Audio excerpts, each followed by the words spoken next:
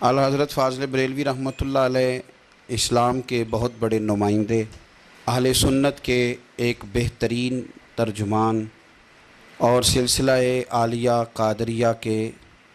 انتہائی قابل قدر پیشوا تھے۔ آپ نے اپنی زندگی ساری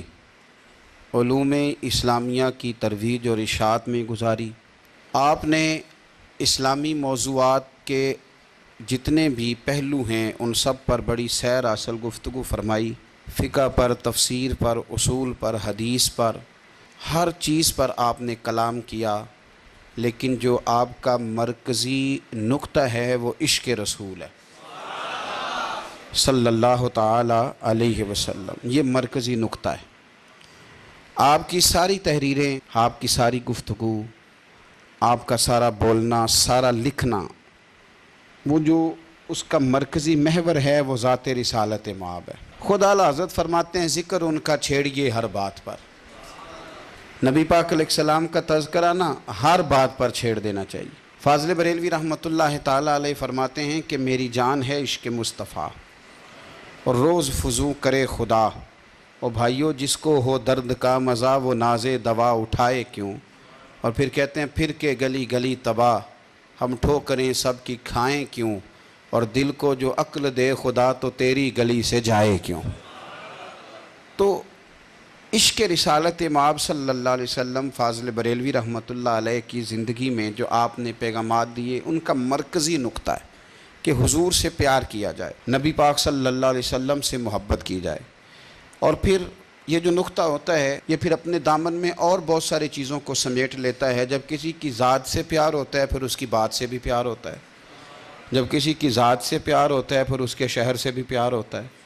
جب کسی کی ذات سے پیار ہوتا ہے تو پھر اس کے دشمنوں سے نفرت بھی ہوتی ہے، جب کسی کی ذات سے پیار ہوتا ہے تو پھر اس کے بچے بھی اچھے لگتے ہیں، پھر اس کی اولاد سے بھی پیار ہوتا ہے، جب کسی کی ذات سے پیار ہو جائے تو پھر اس کے دوستوں سے بھی پیار ہوتا ہے، اور جب کسی کی ذات سے پیار ہو جائے تو پھر اس کی نسبت سے تعلق رکھنے والی ہر چیز سے پیار ہو جاتا ہے۔ اعلیٰ حضرت بریلوی رحمۃ اللہ علیہ کو اگر آپ دیکھیں گے تو آپ نے مدینہ شریف سے پیار کیا تو پھر بھی کھل کے کیا ہے۔ آپ نے اگر نبی پاک علیہ السلام کی حدیثیں جمع فرمائی ہیں تو پھر بھی آپ نے اس پر کمال کلام کیا ہے۔ اعلیٰ حضرت رحمۃ اللہ علیہ نے حضور کی اولاد سے پیار کیا تو پھر سادات کے بچوں سے بھی محبت فرمائی۔ یہ مرکزی نقطہ ہے، اور اعلیٰ حضرت گم کر پیار کرنے کے، کھل کر پیار کرنے کے عادی اور تڑپ کر محبت کرنے کا درس دیتے ہیں۔ ہے یہ پیغام حضرت احمد رضا کے بارگاہ نبی کے رہو با وفا۔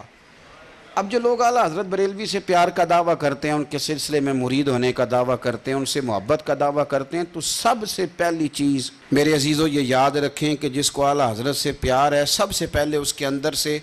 عشق رسول کی خوشبو آنی چاہیے، اس سے نعت کی خوشبو آئے،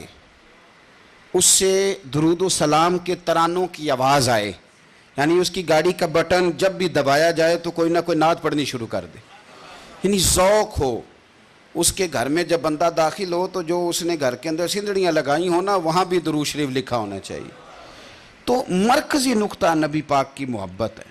اور ٹوٹ کر پیار حضور سے، اور خالص محبت ذات رسالت کے ساتھ۔ دیکھو حالات بدلیں تو سارے لوگ اب معاشرے کا حصہ بن گئے، تو سادات بھی سوسائٹی کا حصہ ہیں، تو بہت سارے کام سادات کے بچے کرتے ہیں، وہ کاروبار بھی کرتے ہیں، کئی جگہ پہ نوکریاں بھی کرتے ہیں، ظاہر ہے اپنی معاش کے لیے بہت سارے کام انسانوں کو کرنا پڑتے ہیں۔